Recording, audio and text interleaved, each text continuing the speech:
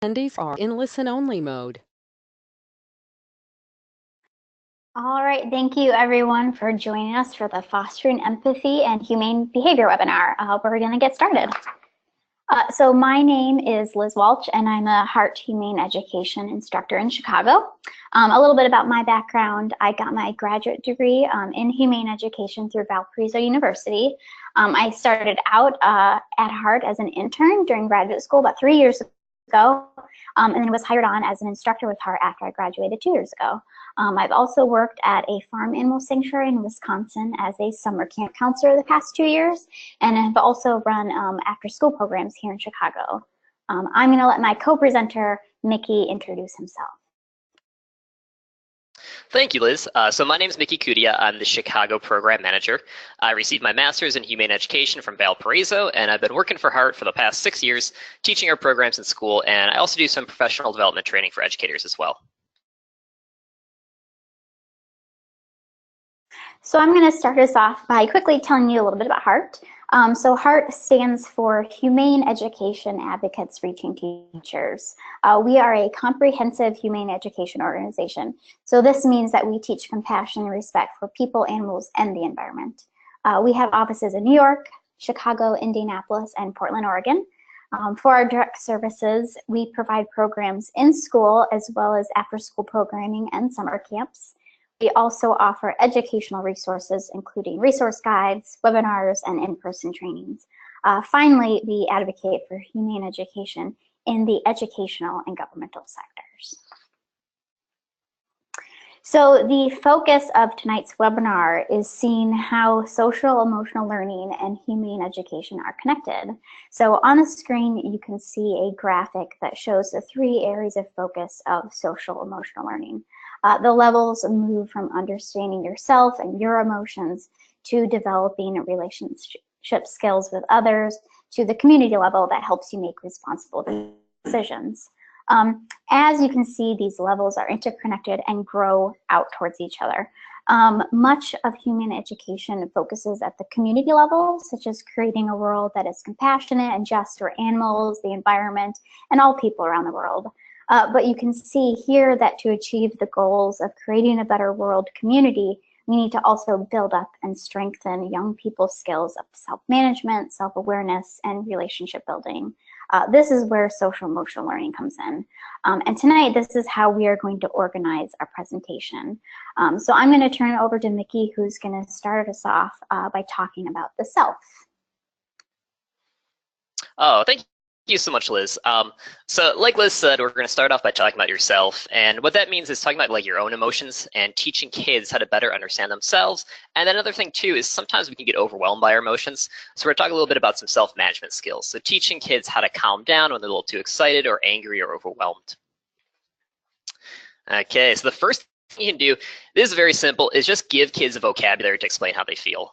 You know, the first step to understanding anything in life is just having the words to explain it.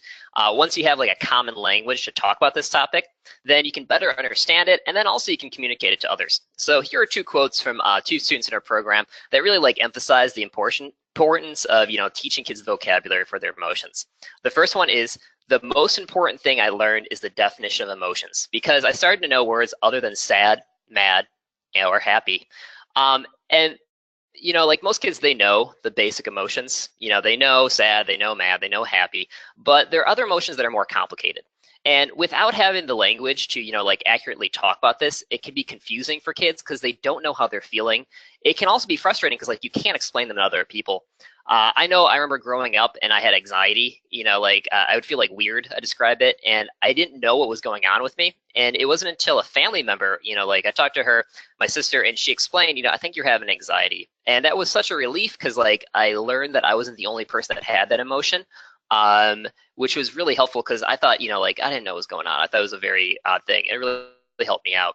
The second quote is by another student who said, "I thought the definition of emotions was important because if you don't know the definitions of the definition of emotions, it will be hard to control them. So, all emotions, like even the less pleasant ones are important. And they can become a problem when we ignore them or when we let them overwhelm us. So giving kids tools to, manage their emotions and control them so that they don't overwhelm them is what we're going to talk about next. But, the first step is giving them that language so that they can recognize how they're feeling. And then if necessary, they can communicate this to an adult. So if they are feeling overwhelmed and they need to talk to someone about them, they have that language that they can explain how they're feeling to another person. So here are some tools for how you can actually do this. The first is called the emotion wheel. So the emotion wheel is to the left, and what this is it has in the middle the 6 most basic emotions. Those are sad, mad, scared, powerful, excited, and peaceful. And then as you go out from the center, there's variations of these emotions and more specific examples of them. So for example, if you look under mad, there's the word hateful and there's the word irritated. So these are both examples of being mad, but they're very different. Hateful is when you have this extreme dislike of someone or something, but irritated is more just an annoyance with something. And use this tool is helpful because students can see how these emotions are connected. Both those emotions are types of mad, but they can also differentiate between the two of them, and that helps them be more specific about how they feel. So in the handout that we're going to be giving out, it has the emotion wheels that you can use it with your students. And then another idea that I just really liked was, I stole this from a teacher that I worked with in a school here in Chicago, was she wanted her students to use some of the more elevated vocabulary to describe their emotions. So she had a funeral for the words sad and happy, and she required students to use language that was more specific and elevated. So she created these posters right here, and every time a student spoke or they wrote in her class, they couldn't use the word sad and mad. Instead, they had to use one of these words from the poster instead. Another activity that's in your handout is creating emojis. So, a lot of art comes from emotion. That's how we connect to other people. So, finding activities where you can connect these words to art is a great way of helping students understand them and process it. This is an activity that's in your handout, and what they do is the students choose a word from the word wheel. They write the definition of it, and then they explain a time that they might have it. And then for the last step is they draw an emoji. So, that's what you use for texting that would exemplify what that emotion looks like or feels like. So this is the first one. This is a student, they did one for loving. You got the heart eyes. And then this next one I really like. So this one is a emoji for the word distant. And they're referring to the word distance as a type of mad, where you feel so upset that you can't be intimate, you feel cold or reserved with others. And they drew this picture that has 2 people on the road. They're not facing each other, they're having that hard time connecting. And I even love how they have the body language of 2 people that are upset with their hands crossed and looking down and tensed up. So after you give students the vocabulary to explain how they feel, the next step is helping them when they feel overwhelmed by their emotions. I'm sure a lot of us have heard of terms like fight, flight, or freeze, or having an amygdala hijack. There's other terms for it, like losing your cool or flipping your lid. So these are examples of times where we become overwhelmed by fear or anger, or we just lose control.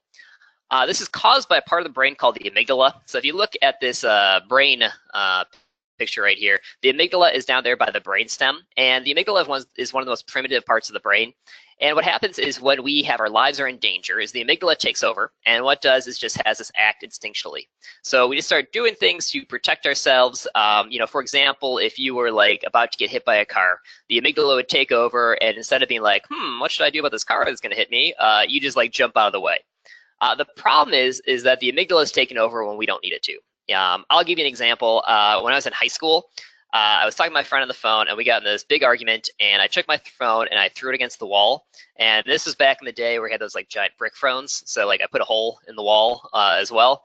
And in that situation, my life was not in danger. I did not need to break my phone over something so silly as an argument with a friend. But that's what happened when our amygdala takes over. We just do things without, thinking about it. So it's important to teach students about this thing that goes on, and so that they can recognize it when they're having it. And then you can also teach them skills to control it or prevent it. One way that one of my colleagues likes to explain this is she uses an analogy that it's like a protective dog and a wise old owl. So she explains that the amygdala is like a protective dog that's when you're in danger, it barks, scares other people away, or just protects you when you need help. And that the prefrontal cortex, which you also see in the brain diagram, is the wise old owl. So the prefrontal cortex, the part of the brain that lets us use higher level thinking, plan ahead, think about things in a more complex way. So when she notices that students, are getting upset, they're getting overwhelmed, she'll just ask them, so who's in charge right now? The dog, the protective dog, or the wise old owl? As a way of reminding them that they need to calm themselves down. Okay, so once you teach students some, like ways of recognizing whether they're getting, upset or overwhelmed, the next thing you can do is give them some tools for calming themselves down. So that's described as self-management. So one of the easiest things you can do that's been proven as a way of calming yourselves down is taking deep breaths. Well, the main thing when it comes to taking deep breaths that you want to teach students is that they want to slow down their breathing. Often when you are scared, you are angry, you breathe a lot faster. You also want to teach them to breathe through their stomach and not their chest. So in your stomach, that's where your diaphragm is, and that's where you actually get a lot more oxygen, even though it feels like you get more when you do stomach breathing or chest breathing. And then the last thing is that they want them to relax their muscles. So a lot of times when we're angry, scared, upset, we tense up, and that makes us feel that emotion even stronger. So causing them to relax their body is a great way of helping. So these breathing techniques are just kind of fun ways of teaching those ideas when it comes to taking these deep breaths. So the first one is called the bear breath. So I have a video of it. It does not have sound, unfortunately, but how the bear breath works is that you inhale. Well, first you put your hand on your stomach, so you make sure your stomach breathing. You inhale for 4 seconds, you hold it for 2, and then you exhale for 4.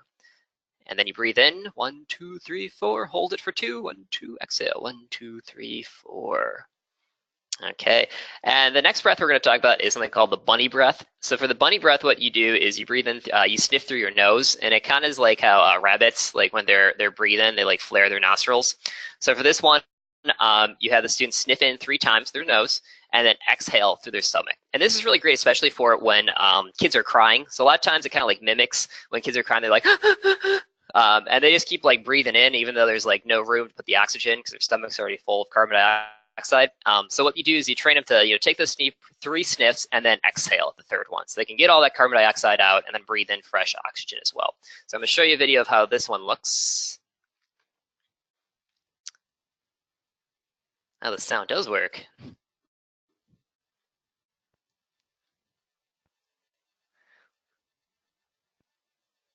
Okay, and then the last one is something called the squeeze breath. So another way of helping relax our muscles is if we intentionally tense them up and then loosen them. Like I said before, is when you're angry, when you're scared, your muscles tense up, you need to relax them. So for this one, what you do is you have them breathe in, take a deep breath, and then you tense up your whole muscles. You want to make your shoulder blades touch each other in the back, so move them together, and then you just exhale it all quickly. So this is what this one looks like.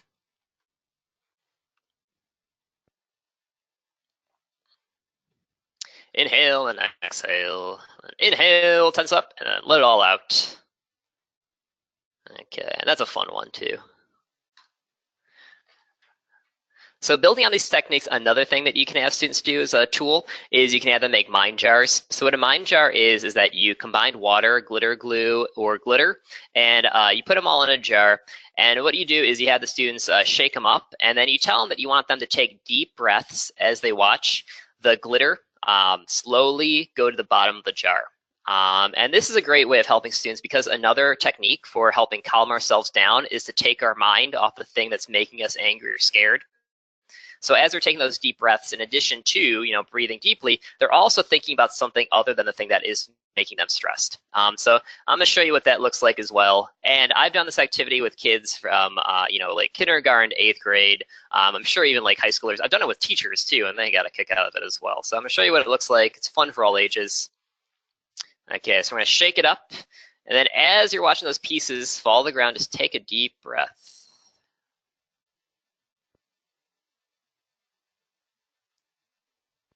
You can do the bear breath. Breathe in 4, hold it for 2, exhale.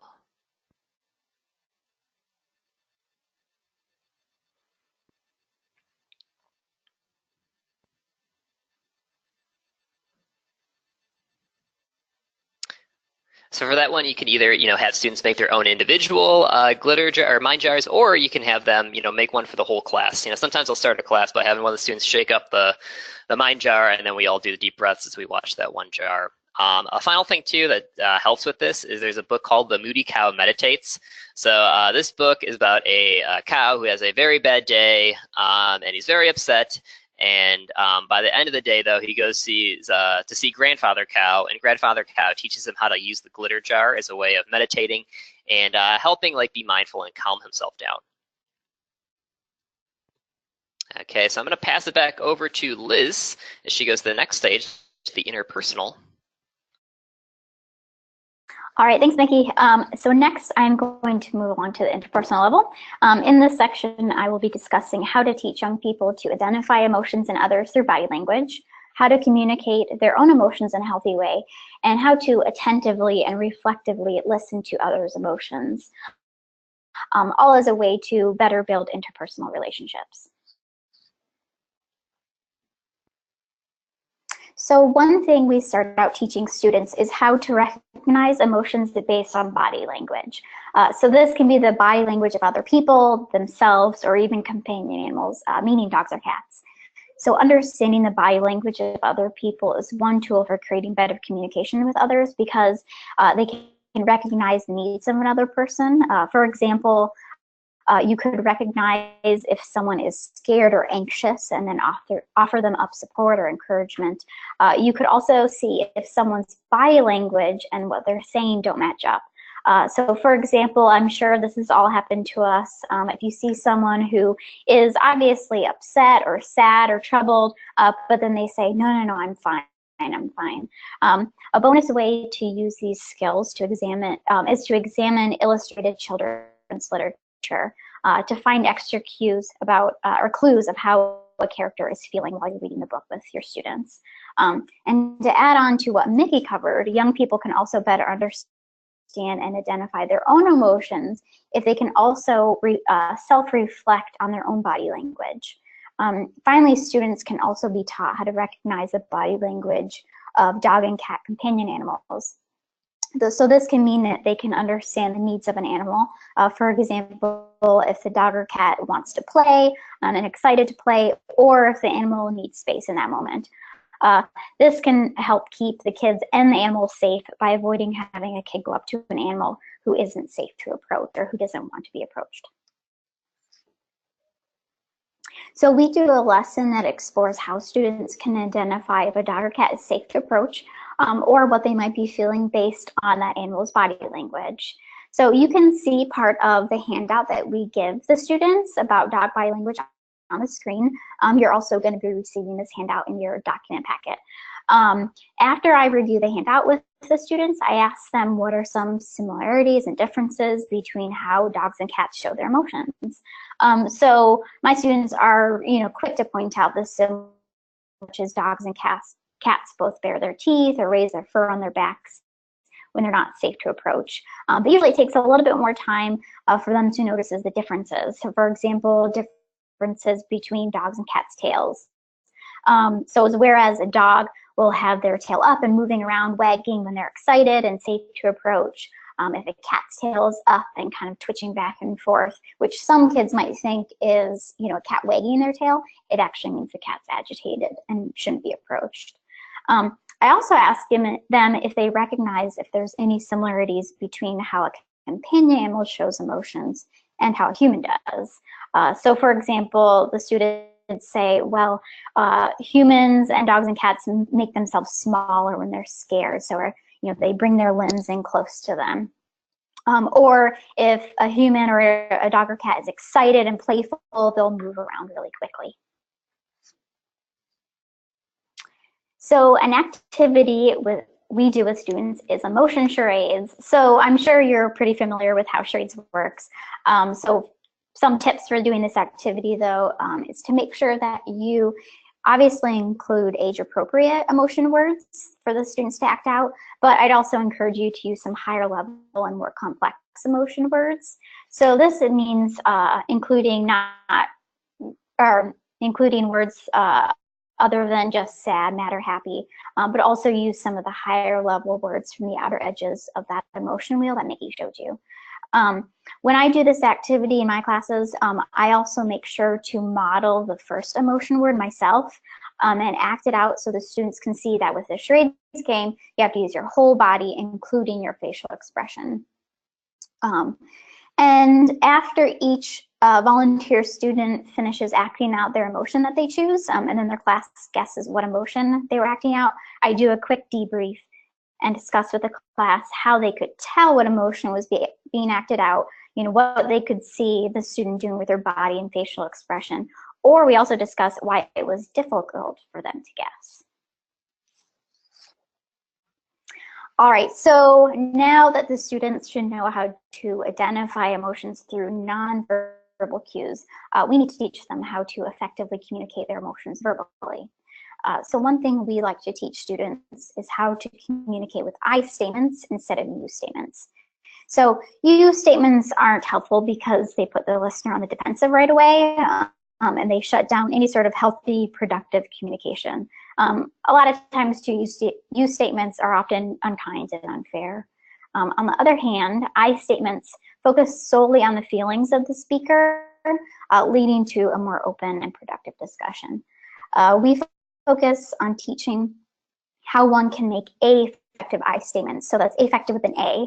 This means verbalizing how you were affected by whatever has happened. Speaking in effective I statements helps a person to communicate their emotions in a much more healthy way. It helps them be self-reflective and identify their own emotions in that moment. It shows how they were affected something rather than placing the blame on someone else. It also helps the person with whom you're speaking empathize with your emotions. So on the screen, you can see some examples of you statements versus I statements. The you statements on the left are blaming statements that no doubt if you heard them or said them to someone would shut down any sort of healthy communication. Whereas if you compare them to the I statements on the right, those I statements are much more inviting to an open discussion. So we, unfortunately, are largely socialized to speak in you statements. I know personally I catch myself saying you statements, I'll admit to it, and I will attest that breaking out of that habit is hard. So I think it's really important for young people to start thinking and speaking in I statements early. So we do an activity with our students where we give them a handout with you statements written on it, and then we ask them to turn those into I statements.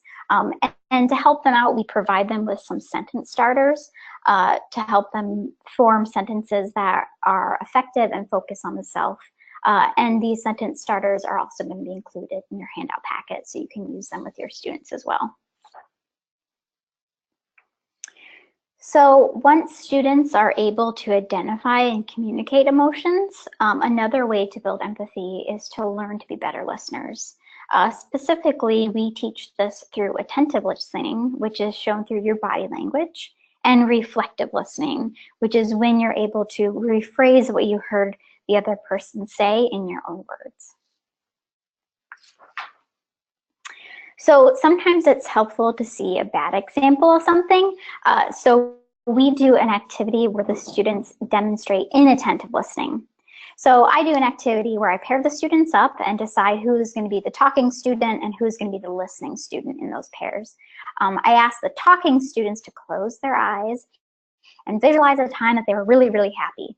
But while their eyes are closed, I hold up signs for the listening students to read. And those signs say, when your partner opens their eyes, do not listen to a word they say. Ignore them as they talk to you. Give me a thumbs up if you understand. Once I get all the thumbs up from the listening students, I tell the talkers to open their eyes and begin telling their stories to their partners. So while this activity is happening, I look around the room and watch the students tell their stories. So even within a couple of seconds, I can see some students become visibly frustrated with their partners. They might wave their hands in front of the student who's ignoring them or tap them on the shoulder. Some students even tried to get my attention so that, and ask me to intervene or punish the student who is ignoring them. Some students just try to give up speaking to the partner and sit quietly and grab a book or start to doodle. So after a couple minutes, I stop the activity if there's still students trying desperately to tell their stories. And I ask the students who are telling the stories if they notice anything strange going on. Immediately, I always get hands shooting up in the air, and they say, my partner wasn't listening to me, they were ignoring me. And obviously at that point, I'll reveal the trick and tell them about the secret signs, and then I ask their partners to ignore them. And I also then ask them, okay, so how could you tell that your partner wasn't listening to you? And we talk about how it's clear when someone isn't listening to you, if they're looking away, if they were being distracted by something, and when they're not making eye contact. And then finally, I asked the talker students, how did they feel when their partner wasn't listening to them? And as I sure could have guessed after just looking around the room when they were doing the activity, the students, they say they felt frustrated or annoyed or disrespected or sad. And then we end this activity by talking about, okay, so then what does attentive listening look like? And we talk about when you're attentive, you're making eye contact with the speaker, your body is facing the speaker, you are not interrupting them, you're not doing anything distracting or being distracted by something else or someone else in the room. You're also nodding and smiling and looking at them. So you can see the photos on the screen here on the left. Here's Mickey trying to tell me a story, but I'm facing away from him. I'm not looking at him. I'm being distracted, looking at my nails. So obviously I'm very inattentive. But on the other hand, he finally said something interesting. I turn to him. I'm facing him, making eye contact. I'm not distracted anymore. I'm smiling and looking at him.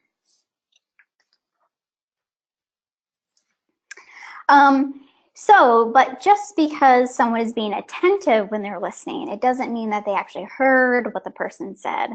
So we also want to make sure that students are building skills to help them really hear and then rephrase what another person is saying to build some understanding. So this is helpful because it can prevent misunderstandings and also build empathy. Like the activity that allows the students to practice creating effective I statements, we do an activity that allows the students to practice reflective listening through another sentence starter worksheet. We do this activity, when we do this activity, it's important to remind the students to identify those emotion words and how someone is feeling or how they were affected by whatever happened. So those are the key things to look out for. So you'll see a few of those sentence starters that we give the students on the screen. One in particular that I want to point out is the last one that says, I'm not sure I understand, ... I like to make sure that students know it's okay if they don't understand something that someone said, and that it's really important to ask for clarification before moving on in a conversation. And all right, so to wrap up my section, I want to tell you about a really cool activity that our colleague Christina created. So for this activity, she has students pick a non-human animal, and then they answer the above questions on the screen here through the personal perspective of that animal. Students can even use like stuffed animals or puppets to act out the activity. So this obviously gives students more practice speaking in I statements and creating those I statements, but even more important, it allows them to put themselves in a non-human animal's shoes to contemplate and then share that animal's struggles or hopes or wants or needs, which obviously is a great tool for building empathy for those non-human animals, especially if they present it to their classmates. So next, I'm going to pass it back over to Mickey. He's going to finish it out with the next section of the webinar. Okay, thank you so much, Liz.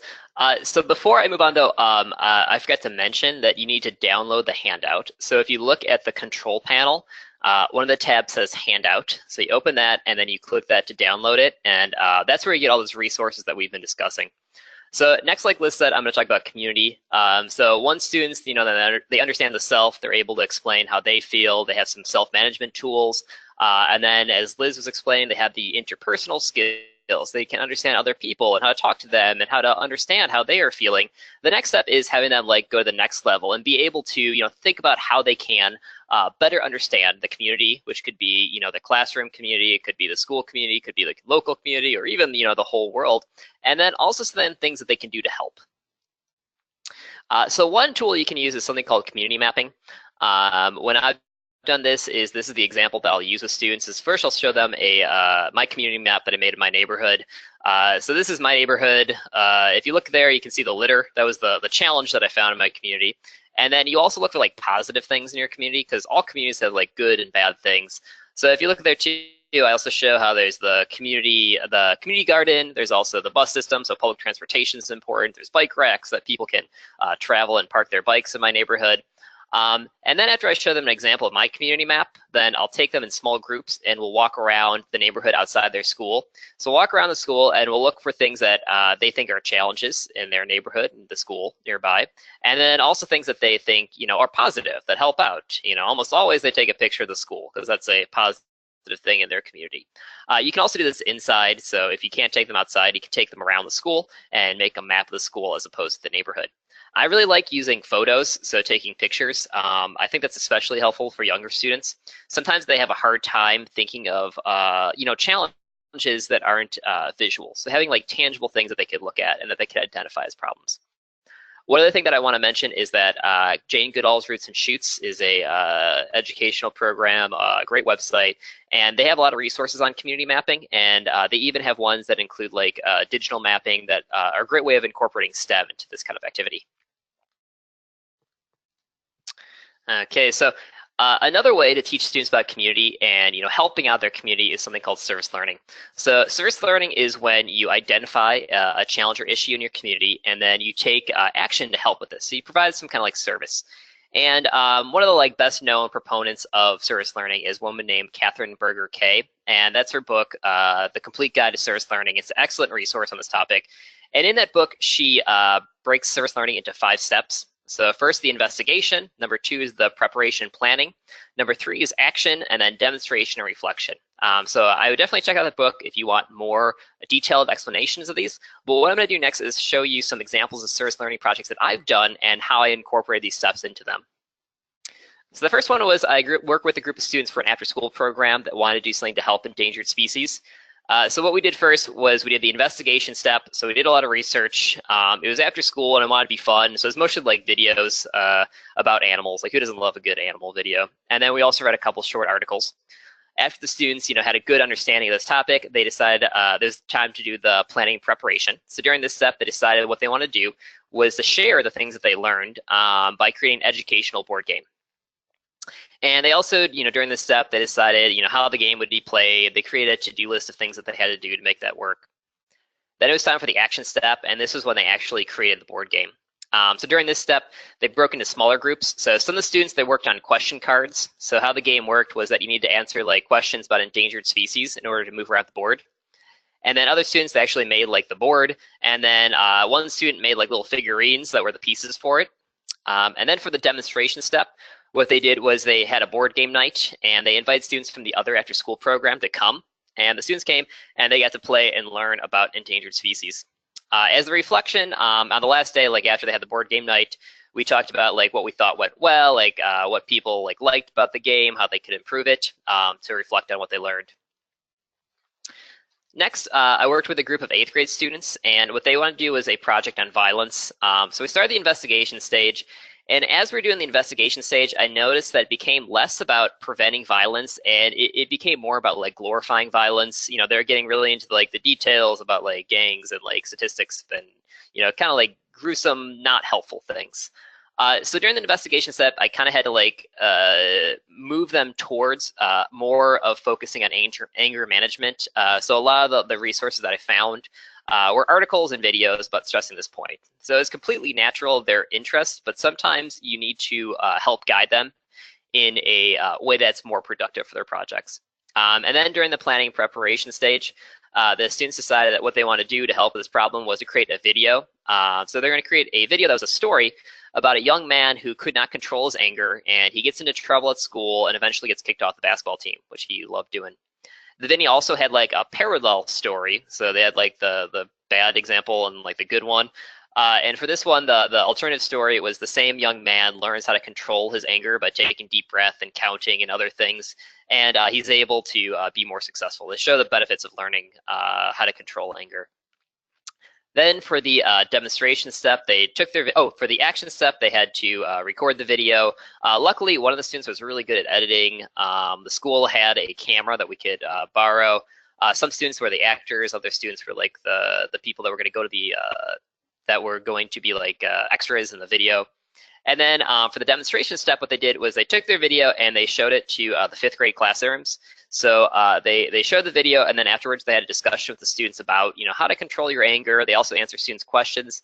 And, when you get the opportunity to have young people like be role models for the younger students, it's just like so much more powerful than like, me going to the classroom and teaching these 5th graders about how to control their anger, because I see the cooler, 8th graders are doing it and they really take it to heart.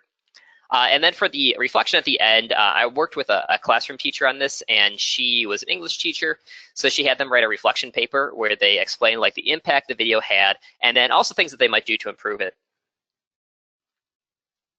Next was I worked with that same group of 8th graders, and we also did a project about helping animals. They did one about helping people, one project, and then one project about helping animals. I worked with this group of students before, and during like previous classes, we talked about puppy mills. They're really interested in that topic, and they decided that they want to learn more about it. So for the investigation step, we watched videos, we read articles, and then we were also lucky that we got to interview a HSUS staff member who works on their anti-puppy mill campaign over the phone. So we're able to Skype with him, and they could ask him questions to better understand this topic. For the preparation and planning, they wanted to do an assembly about puppy mills for their whole school.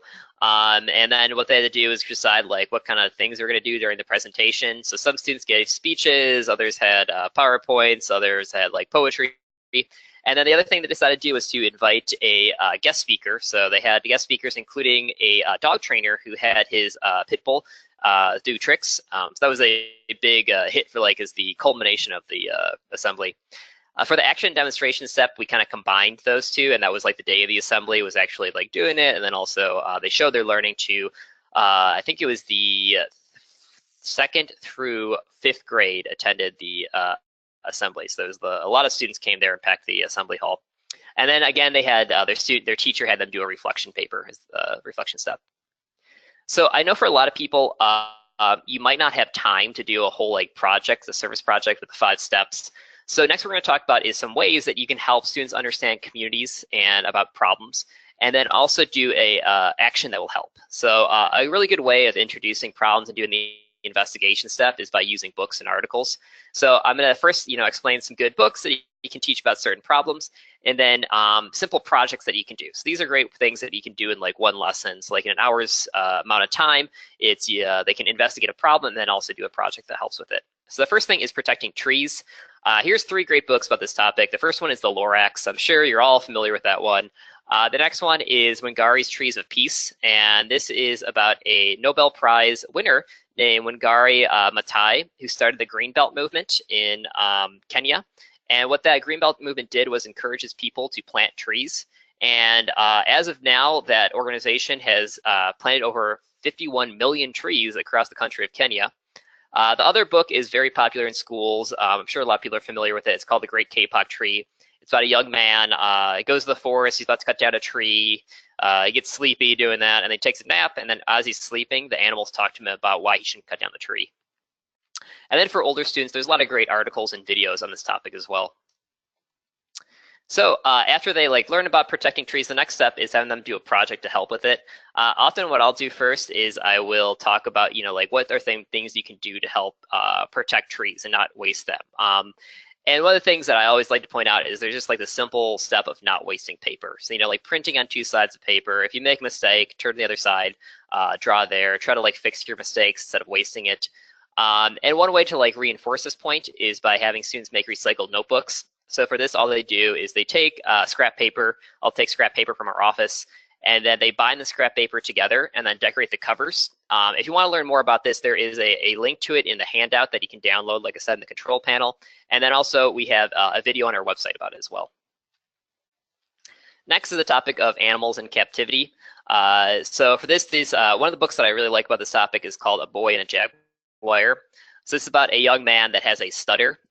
He also loves animals, and he would often go to the zoo, and he would look at the jaguar there. And as he looked at the jaguar, you know, he was worried about how the jaguar was alone in this cage, and often how the jaguar looked sad. By the end of the book, the boy is able to overcome his stutter and to speak up for animals. And then the other story is Animal Rescue. So this is just a picture book, so there's no words in it. And in this book, what you do is you open the page, and on each page, it has an example of an animal in captivity. And then it also has transparent bars and cage that you can have the students lift up, freeing the animals. So as you go through each of the stories or pictures, you can discuss those topics. So as a fun enrichment activity for this, you can have students create chimpinatas. So that's like a pinata for chimpanzees. So two colleagues of mine, Kim and Jeannie, they worked with a group of students to do this. So they partnered with an organization called Save the Chimps, which is a sanctuary for animals that were used in entertainment and for research. And they partner with them, and what you do is you make a paper mache ball, and then you fill it with things that chimpanzees like dried fruit. And then they sent them to Save the Chimps, and the animals were able to have them as toys. So it's a way of talking about how, you know, helping animals in sanctuaries and talking about the lives of those animals before they ended up there. Last topic is the topic of migrant farm workers. So many people who pick our crops work under exploitative conditions. This has been a problem for a long time.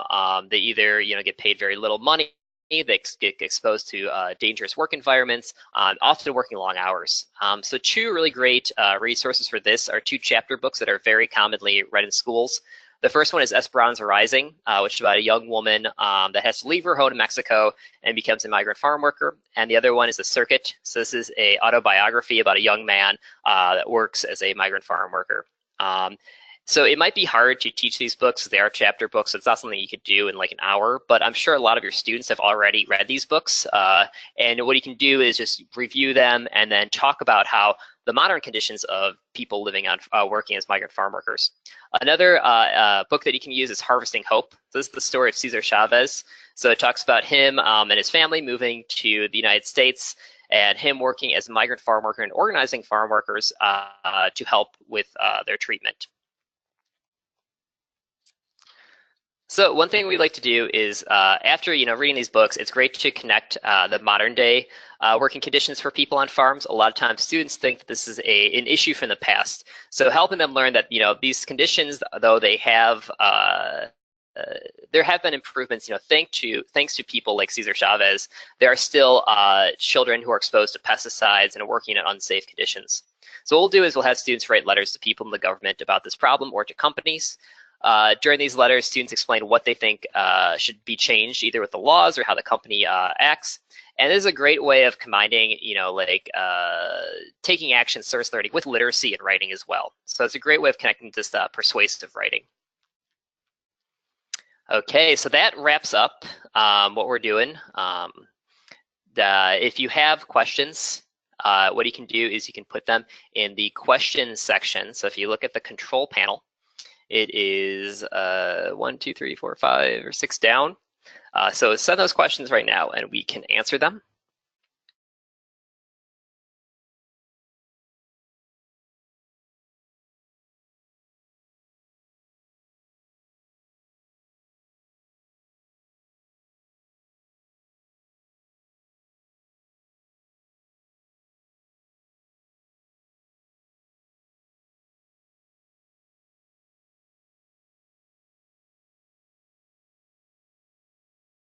So like I said, if you have any questions, just type them into the questions section.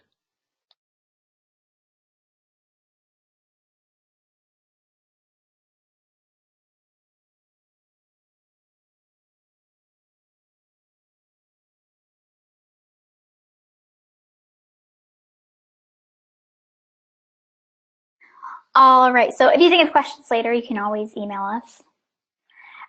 So thank you everybody for joining us on this webinar. Hope you learned some skills, some activities, or project ideas that you can use.